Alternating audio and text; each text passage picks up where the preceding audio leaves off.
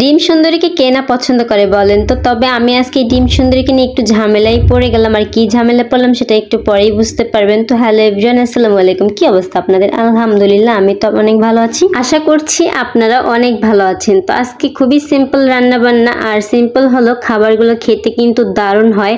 এমন না যে গরু মাংস মুরগির মাংস এগুলো দিয়ে পেট ভরে ভাত খাওয়া যায়, সাধারণ কিছু হলেও কিন্তু পেট ভরে। আমি ডাল রান্না করলে একটু ভুনাই রান্না করি, আমার কাছে ডাল ভুনাটাই বেশি ভালো লাগে, তবে ততটাও বেশি পছন্দ করি না আমি। তবে আমার হাজবেন্ড খুব পছন্দ করে ডাল রান্না। আমি ডাল সহজে রান্না করি না, মানে আমার যখন অন্য কোনো উপায় থাকে না বা কোনো তরকারি ঘরে থাকে না, তখনই ওই সময়টা আমি ডাল দিয়ে কাজে লাগিয়ে ফেলি আর কি বলতে পারো। ডালকে আমার প্রয়োজন পড়লে ঠিক তখনই রান্না করি, অন্য কোনো উপায় না থাকলে আর কি। তবে আজকে ডাল রান্না করব, ডালটা হাতে মাখিয়ে ভুনা বসিয়ে দিছি। এইদিকে আলুগুলোকে ছিলে নিছি, এখন আলুগুলোকে কুচি কুচি করে কেটে নেব। আর এই কুচি কুচি করতে না আমার একটু বিরক্তি লাগে, মানে আমি না ভালো করে কুচি কুচি করতে পারি না আর কি, আমার হাত থেকে কেন জানি ছুটে যায়। ডালের মধ্যে সবচেয়ে ভালো লাগে টমেটো, তবে টমেটোর বদলে এই যে জলপাই দিলে আরো বেশি ভালো লাগে। ডালটা চোকা চোকা লাগে আর খেতে না অসাধারণ স্বাদ লাগে।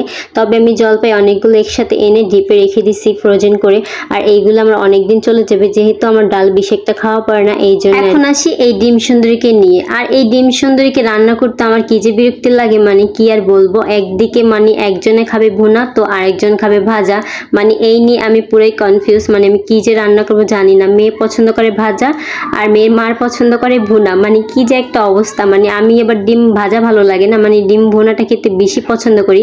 এইদিকে মেয়ে আর মেয়ের বাবা হচ্ছে পুরোটাই উল্টো, তারা ভাজা পছন্দ করে আর ডিম তারা এত পছন্দ করে। দুজনকে যদি ডিম দেওয়া হয় আর অন্য কিছু যদি না দেওয়া হয় তবুও তারা পেট ভরে ভাত খেয়ে উঠতে পারবে, মানে ডিম তাদের এত পছন্দ। তবে আমি একেবারেই ডিম পছন্দ করি না বলতে গেলে ভুল হবে, পছন্দ করি তবে অতটাও না, মানে ডিম কোনোরকম চলে। আজকে যখন ডিম রান্না করব তখন আমি বলতেছি না ডিম ভুনা খাবো, ওইদিকে মেয়ের বাবা বলতেছে না সে ভুনা খাবে না, সে ডিম ভাজা খাবে। তবে দুজনের কথা মতো রাখতে যে ডিম ভাজাও হবে না ভুনা হবে না, দেন আমি ডিমটা ভেজে আলু দিয়ে রান্না করবো, সেটাই অনেক মজা হয় খেতে।